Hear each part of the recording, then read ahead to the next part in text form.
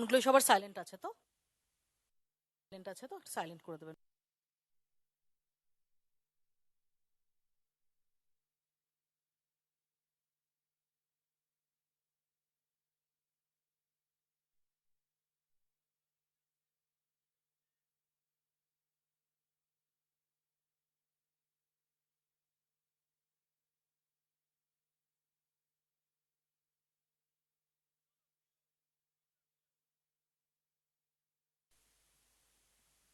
নমস্কার, কলকাতা টিভিতে আপনাদের সবাইকে স্বাগত।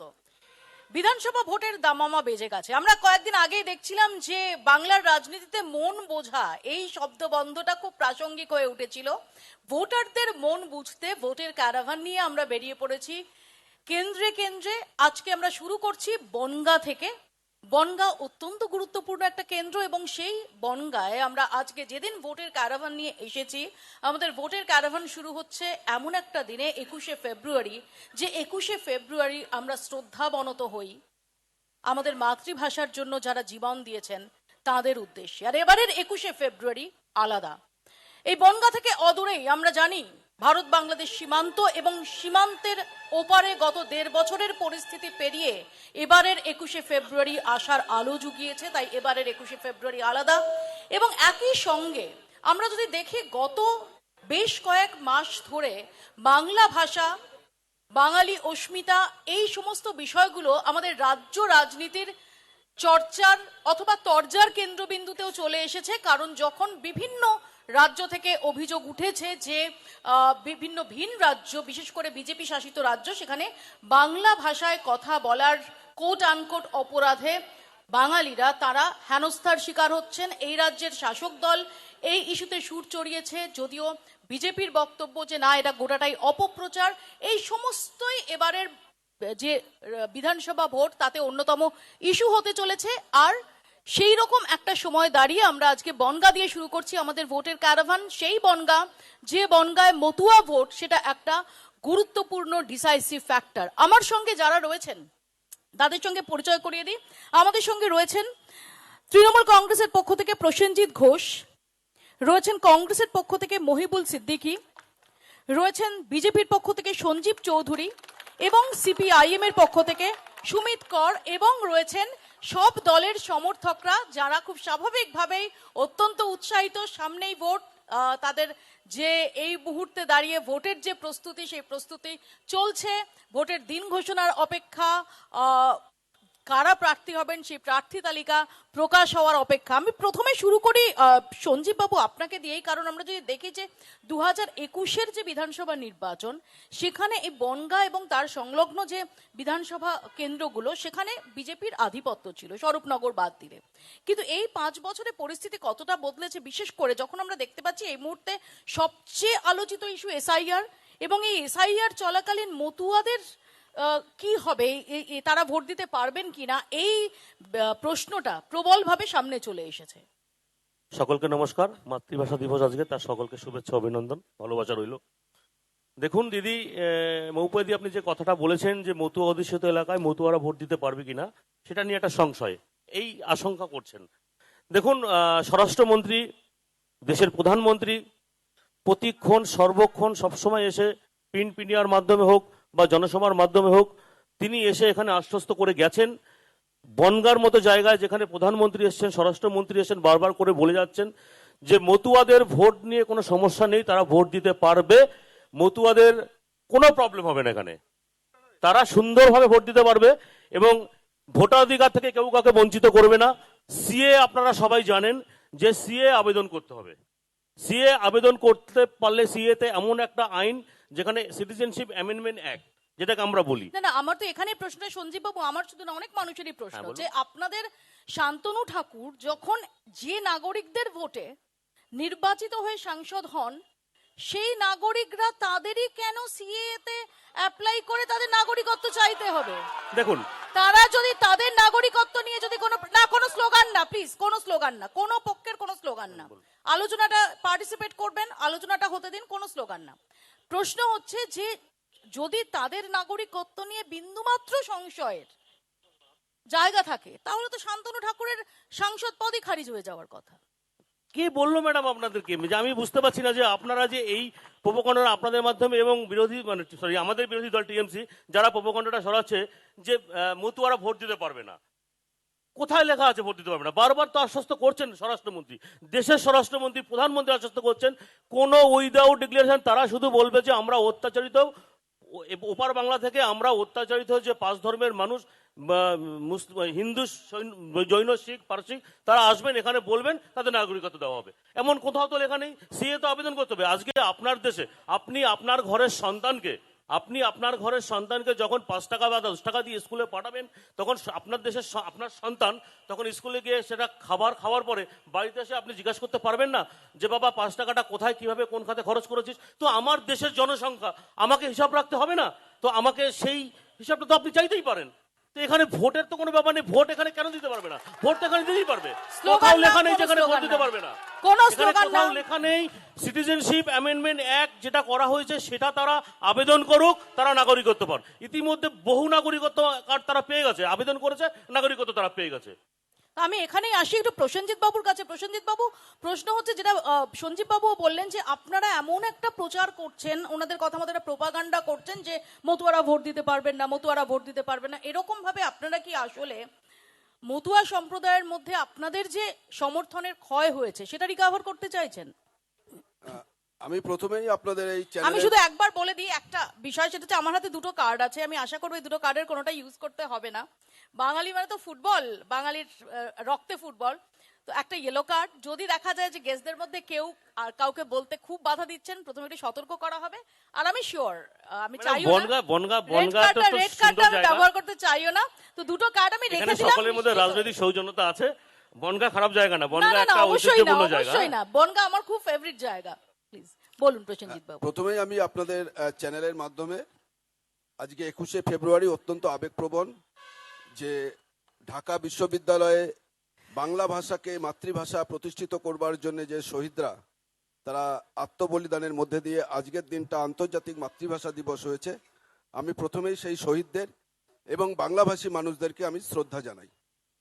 দ্বিতীয় কথা যেটা আমি বলি সেটা আমার ভারতীয় জনতা পার্টির পক্ষ থেকে যে বন্ধু বললেন যে সিএতে আবেদন করলেই তাদের ভোটাধিকার থাকবে, আমি বলবো যে উনি সেই গ্যারান্টিটা দিন যে সিটিজেন অ্যামেন্ডমেন্ট অ্যাক্টে আবেদন করলেই যে তাদের ভোটাধিকার থাকবে এবং ভোট দিতে পারবে, এই গ্যারান্টিটা তাদের স্বরাষ্ট্রমন্ত্রী বা তাদের প্রধানমন্ত্রী দিক। ইতিমধ্যে বহু না, মানুষ বলতে দিন, আগে বলতে দিন, তো এক এক করে প্লিজ, কোনো ইন্টারাপশন না। আমি বলি যে ভারতবর্ষের স্বরাষ্ট্রমন্ত্রী যেটা বলেছেন সেটা যে প্রথমে এনআরসি, তারপরে সিএ, এখন এসআইআর এর নাম করে যে প্রক্রিয়া চলছে, এই প্রক্রিয়াটা অত্যন্ত দীর্ঘমেয়াদী প্রক্রিয়া।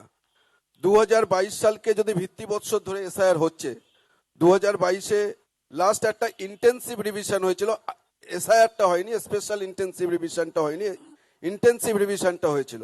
সেখানে 3 বছর ধরে সেই ইন্টেন্সিভ রিভিশনটা হয়েছিল। 2022, 2023 এবং 2024-এ ফাইনাল ভোটার লিস্ট পাবলিশড হয়েছিল। এক্ষেত্রে আমরা দেখলাম যে পশ্চিমবঙ্গে বা পশ্চিমবঙ্গ সহ 12টি রাজ্যে, বিশেষ করে পশ্চিমবঙ্গে নভেম্বর থেকে এসআইআরটা চালু হলো, যেখানে দোরগোড়ায় নির্বাচন, বিধানসভা নির্বাচন, এবং এসআইআর এর নাম করে যেভাবে মানুষকে হয়রানি করা হচ্ছে এবং নাম কাটা চক্রান্ত হচ্ছে। ভারতবর্ষের স্বরাষ্ট্রমন্ত্রী একবার এনআরসির নাম করে, একবার সিটিজেন অ্যামেন্ডমেন্ট অ্যাক্টের নাম করে এবং এসআইআর এর নাম করে যেভাবে ওপার বাংলা থেকে আসা উদ্বাস্তু, মতুয়া, নমশূদ্র, রাজবংশী যারা আছেন, যারা ওপার থেকে বিতাড়িত হয়ে এপার বাংলায় এসেছেন, তাদের কাছে যে ডকুমেন্টস চাওয়া হচ্ছে এই এসআইআর-এ, সেই ডকুমেন্টস প্রডিউস করার মতন, সাবমিট করার মতন তাদের নির্দিষ্টভাবে নেই। সুতরাং এই যে কথাটা যে সিটিজেন অ্যামেন্ডমেন্ট অ্যাক্টে আবেদন করলেই তাদের ভোটাধিকার থাকবে, এটা ভারতীয় জনতা পার্টির আরেকটা নতুন করে জুমলা, এটা নতুন করে আরেকটা জুমলা। এই জুমলায় মানুষকে আবার বিভ্রান্ত করা হচ্ছে, মিথ্যা আমাকে একটা প্রতিশ্রুতি কথা দেওয়া বলুন হচ্ছে। প্রসেনজিৎ বাবু, আমার যেটা প্রশ্ন, যে আমরা তো দেখেছি যে বিগত কয়েক বছরে, বিশেষ করে আপনাদের জমানায়, আমরা ঠাকুর বাড়ির একদম প্রাঙ্গণে আমরা রাজনীতি প্রবেশ করতে দেখেছি। আমরা দেখেছি যে বড়মার আস্থা আপনারা পেয়েছিলেন। কিন্তু সেই ঠাকুরবাড়িতে আমরা পরবর্তীকালে একদম রাজনৈতিক বিভাজন দেখেছি, আমরা সেখানে রীতিমতো কেন্দ্রীয় নিরাপত্তা রক্ষী তাদের উপস্থিতি দেখেছি, আমরা সেখানে বেশ কিছু অনভিপ্রেত ঘটনা দেখেছি, এবং আমরা দেখেছি মতুয়া সম্প্রদায়ের একটা বড় অংশ তারা গত কয়েকটি নির্বাচনে আপনাদের থেকে মুখ ফিরিয়েছেন, যেটা ডেফিনেটলি বিজেপির ফেভারে গেছে। সেটা কি ফিরিয়ে আনতে পারবেন? না দেখুন, প্রথম কথা বলি যে মতুয়া ধর্ম আমরা শ্রদ্ধা করি এবং সম্মান জানাই, এবং বড়মা বীণাপাণি দেবীকে যিনি সারা বিশ্বে একটা সম্মানিত হয়েছেন সেটা মমতা বন্দ্যোপাধ্যায় সেই জায়গাটা করে দিয়েছেন। এবং মতুয়া বাড়ির যে পীঠস্থান ঠাকুরনগর, সেই ঠাকুরনগরের প্রকৃত উন্নয়ন বা প্রকৃত ডেভেলপমেন্ট যদি কেউ করে থাকেন, ঠাকুরনগর স্টেশন থেকে, কামনা সাগর থেকে, মতুয়া উন্নয়ন পর্ষদ থেকে, ঠাকুর হরিচাঁদ গুরুচাঁদের নামে ইউনিভার্সিটির থেকে, সমস্ত কিছু যা উন্নয়ন সেটা মমতা বন্দ্যোপাধ্যায় করেছেন। এবং মমতা বন্দ্যোপাধ্যায় করেছেন বলেই শুধুমাত্র বনগাঁ বা রানাঘাট দিয়ে বিচার করলে হবে না, সারা পশ্চিমবাংলায় আপনার বর্ধমান বলুন, দুর্গাপুর বলুন, কোচবিহার বলুন, উত্তরবঙ্গ থেকে শুরু করে এবং দক্ষিণবঙ্গে বিভিন্ন জেলায় মতুয়ারা সম্প্রসারিত রয়েছে, মতুয়া ধর্মের মানুষেরা রয়েছে। শুধুমাত্র বনগাঁ বা রানাঘাটে হয়তো সেখানে গত লোকসভা নির্বাচনে আমাদের প্রার্থীরা পরাজিত হয়েছেন, কিন্তু বাকি মতুয়া অধ্যুষিত এলাকাগুলোতে কিন্তু আমাদের প্রার্থীরা বিপুল ভোটে নির্বাচিত হয়েছেন। এতে প্রমাণ হয় যে মতুয়ারা তৃণমূলের সঙ্গেই আছেন।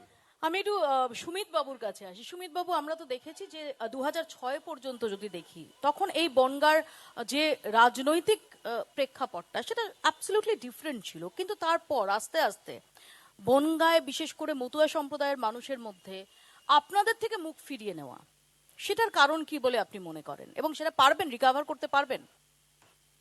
না, প্রথমে ভাষা শহীদ আন্দোলনের প্রয়াতদের স্মৃতির প্রতি শ্রদ্ধা জানিয়ে কয়েকটি কথা যে প্রসঙ্গে উঠলো সেটা বলছি।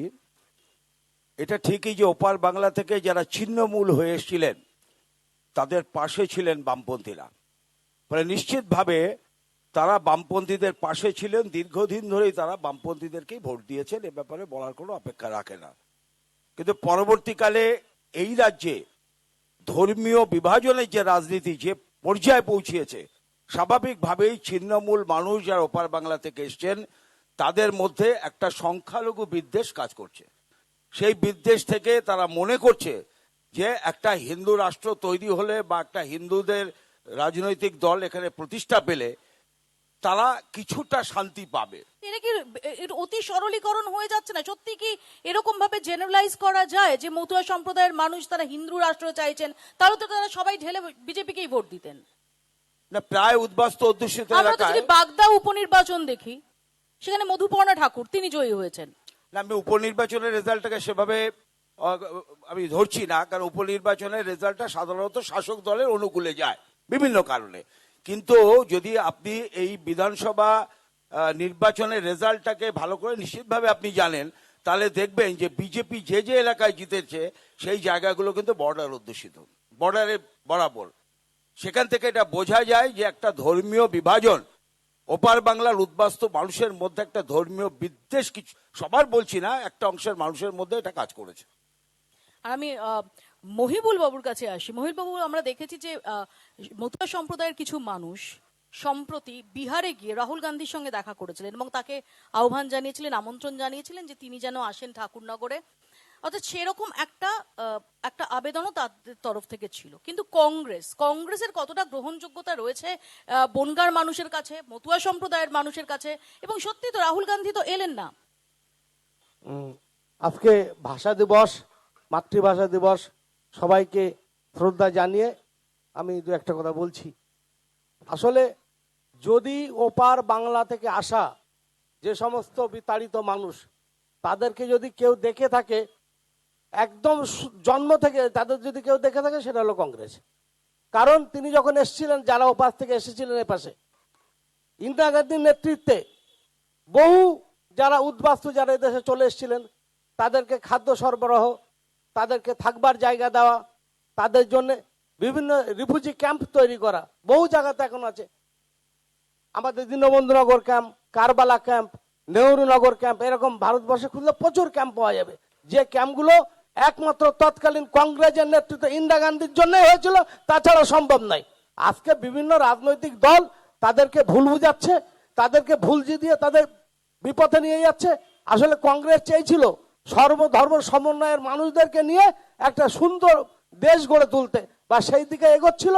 এবং যারা বিতাড়িত মানুষ, তারা কংগ্রেস তাদেরকে মানুষ ভেবেছিল।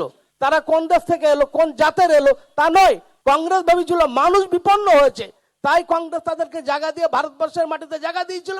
অন্যান্য দলগুলো তাদের নিজেদের আখের গোছাবার জন্য কাকে তাড়াতে হবে, কতগুলো ভোট আমরা ভোটার লিস্ট থেকে নাম বাদ দিলে জিতে যাব, তার অঙ্ক করছেন। আর কেউ কেউ রাজনৈতিক সুদসুড়ি দিয়ে বিভিন্ন ধরনের মন্দির মসজিদ গির্জা নিয়ে মেতে উঠেছে, মানুষ নিয়ে কেউ মেতে উঠেনি।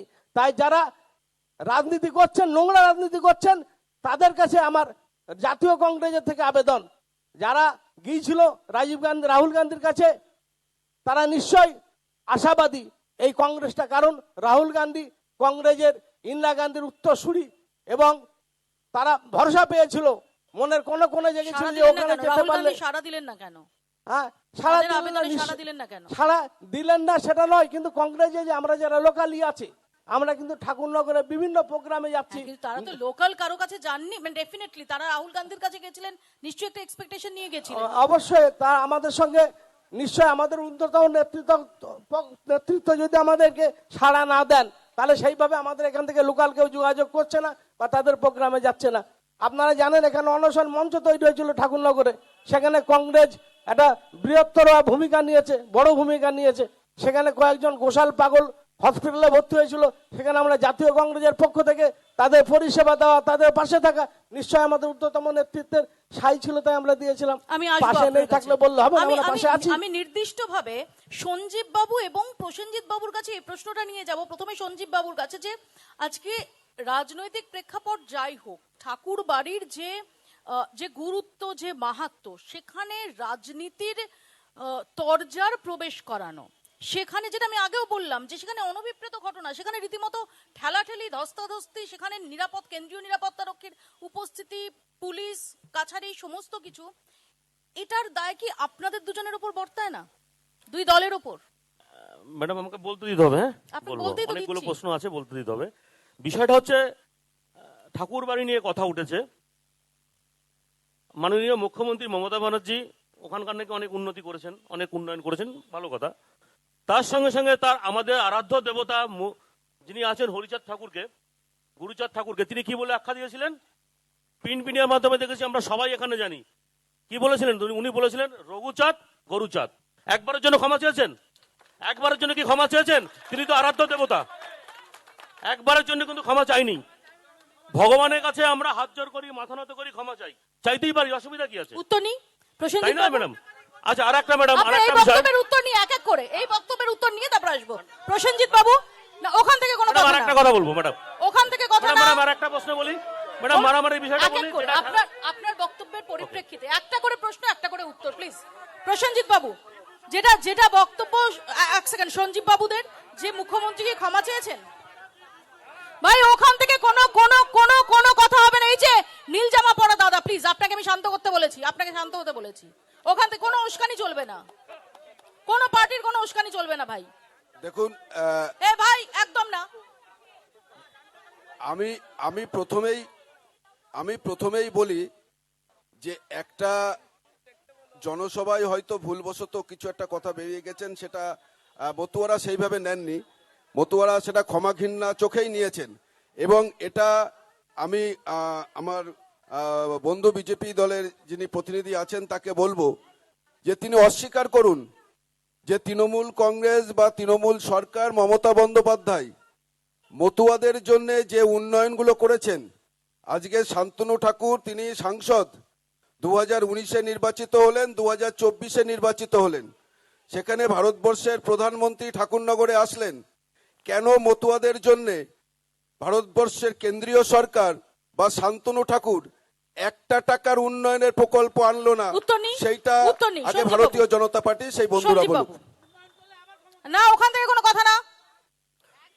ম্যাডাম বলি, আমার বন্ধু আর বলেছেন ভালো কথা, উন্নয়ন তো উন্নয়নের কথা যদি আসে, তাহলে আপনি দেখুন যে সেন্ট্রাল মিনিস্টার যিনি যে ইস্যুটা নিয়ে মূলত করেছিলেন, যে নাগরিকত্ব যে বিষয়টা নিয়ে, সেটা নিয়ে তো বারবার উনি প্রিন্ট মিডিয়াতে মতুয়াদের জন্য যে নাগরিকত্ব, নিঃস্বার্থ নাগরিকত্ব দেবে বারবার বলছে, দেশের স্বরাষ্ট্রমন্ত্রী বলছে। সঞ্জীব বাবু, ম্যাডাম, 100 স্বরাষ্ট্রমন্ত্রী টাকায় বলছে। 100 টাকায় ফর্ম বিলি হয়েছে, এটাও তো ঘটনা।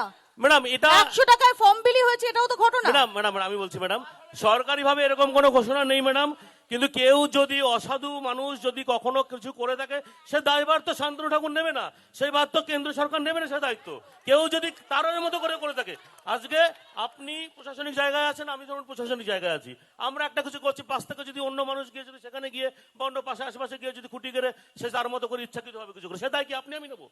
বিষয়টা তাই, বিষয়টা তাই।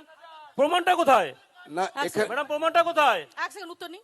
এখানে আমি আমার সংক্ষেপে। বন্ধুকে বলি যে এই যে একজন কেন্দ্রীয় মন্ত্রী, তার বাড়িতে বসে সিটিজেন অ্যামেন্ডমেন্ট অ্যাক্টের যে ক্যাম্প করা হলো, এবং তার বাড়িতেই আরেকজন বিধায়ক, দুই ভাই দুটো ক্যাম্প করে যে সিটিজেন অ্যামেন্ডমেন্ট অ্যাক্টে যে ফর্মটা ফিল আপ করলেন, ভারতবর্ষের সংবিধানে বা ভারতবর্ষের নিয়মে কোনো জায়গায় কি বলা আছে যে কোনো বিজেপি নেতা তার বাড়িতে বসে সিএ এর ফর্ম ফিল আপ করতে পারবে আর নাগরিকত্ব পাবে? এটা মহিবুল একটুখানি বাবু বলুন। কিছু বলতে চান? মহিবুল বাবু, আসলে ঘটনা হলো, এদের কথা বিশ্বাস করতে হবে কেন, সেটা আগে সবার আগে আমার প্রশ্ন।